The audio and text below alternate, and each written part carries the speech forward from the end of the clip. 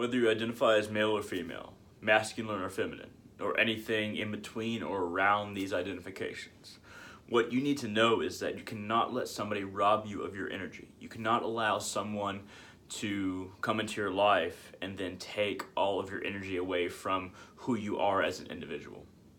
Now, if you are with somebody, whether it be a girlfriend, boyfriend, or someone who you're just kind of interested in, there are many kinds of people that will come into your life and seek to take as much from you as possible.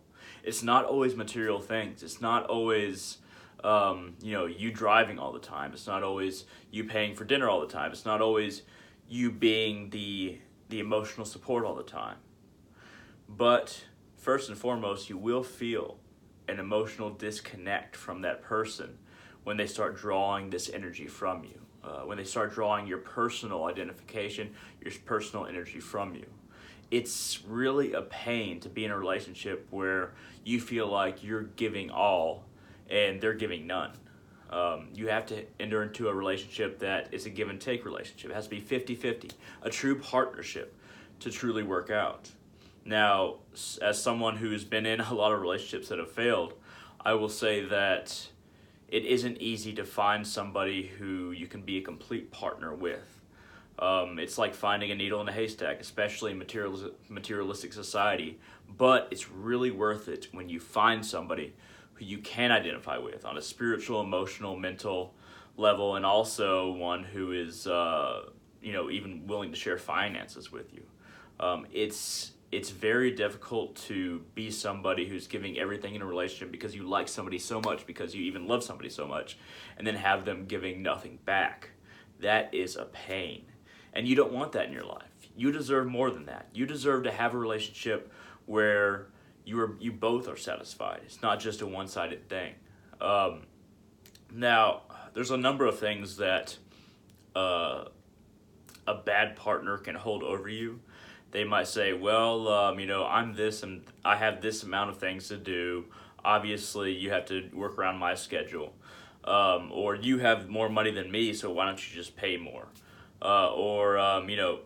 I'm not really spiritual. Maybe you can come down to my level and we can just have a relationship that doesn't deal with that deeper connection. When you see these signs, you gotta withdraw from the relationship if you value your own emotional, spiritual, and mental well-being. Because I've seen so many different.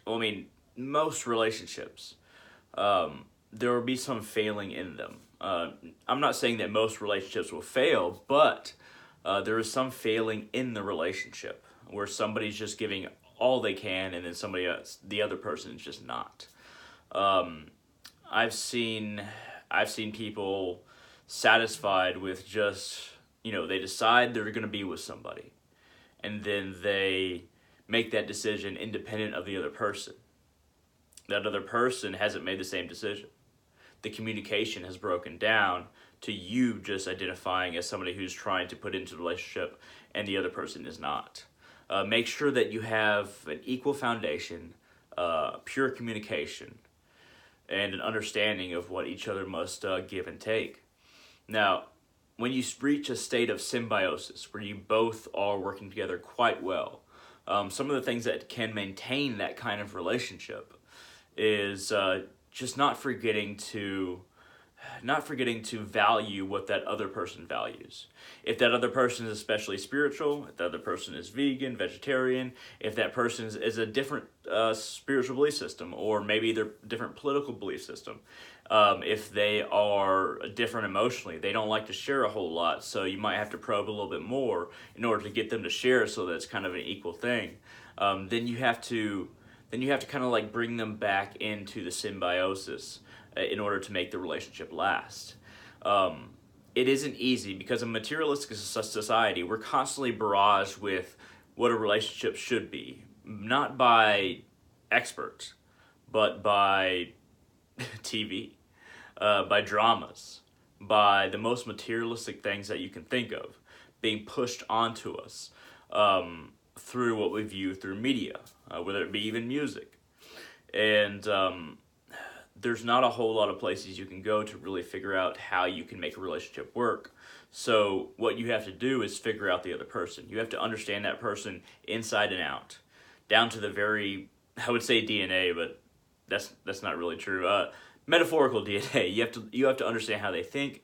You have to understand what they truly want, and you have to make them communicate if they don't already communicate. If somebody's not already communicating with you and you want to be in a serious relationship, then you have a lot of work to do, and they might not be the right person for you, especially if you're willing to communicate. So communication is number one. Now, I've seen relationships break down because of they were founded on physical attractiveness.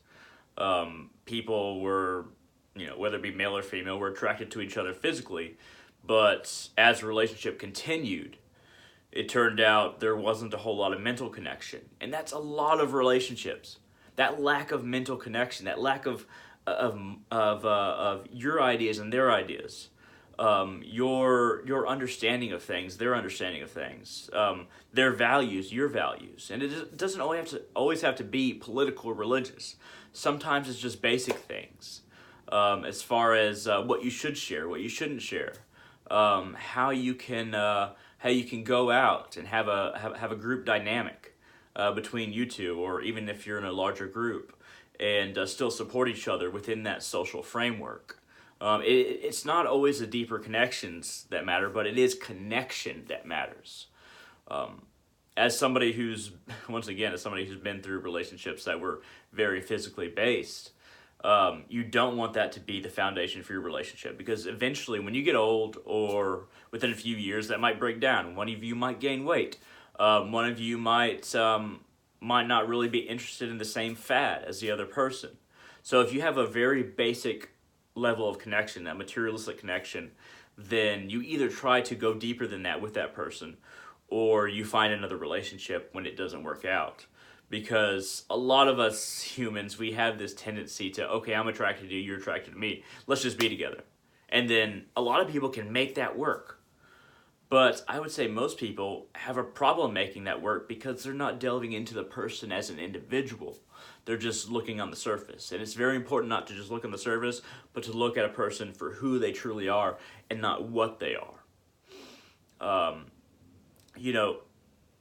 I spend a lot of time trying to destroy my own ego, trying to get rid of the egoic concepts that I have and my assumptions that I want to put on other people.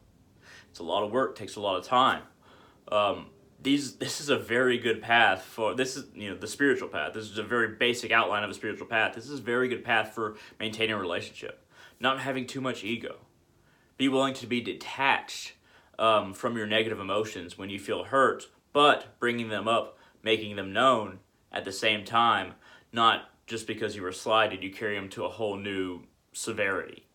You don't want to create a new severity, you want to address the one that the other person came at you with. And not allowing yourself to fade into the background of somebody's life. So if somebody's spending a lot of time with their friends, way more than you, if they don't really want to talk to you, if even if you share a space that you live in, and they're not really interested in communicating with you in that space, they're not really trying to be there very often, even if they have a lot of work, they have a lot of school, what have you, they're not trying to even text or call or communicate on some level, something is going wrong. You have to reconsider your relationship. You have to reconsider that person. Because even if the sex is great, and let's say the schedules are busy, somebody who really loves you, or is really interested in you at the very least, will make time. So, just in closing here, value yourself. You deserve to be valued just as much as you value somebody else. If you value somebody else to an amazing degree, you should find somebody who values you just as much. And if you can't, if it's somebody who values you just a little, but you think you really click with that person, then keep on communicating. See if you can build that value into that person, and they reach a point to where they're like, oh, I've hit gold here. It's not just somebody I'm with, it's a true partner in life. So hey, thank you very much for watching. I hope this video has been informative. It's kind of been a video about relationships, or romantic and otherwise. I hope that you found it informative. If you have any questions, comments, concerns, or if you think I'm full of shit, put it down in the comment section below on YouTube. I will check out your comments. And just remember to love yourselves and love the people that you're with, assuming you really want to be with them. Thank you very much, and hope all of you have a great day.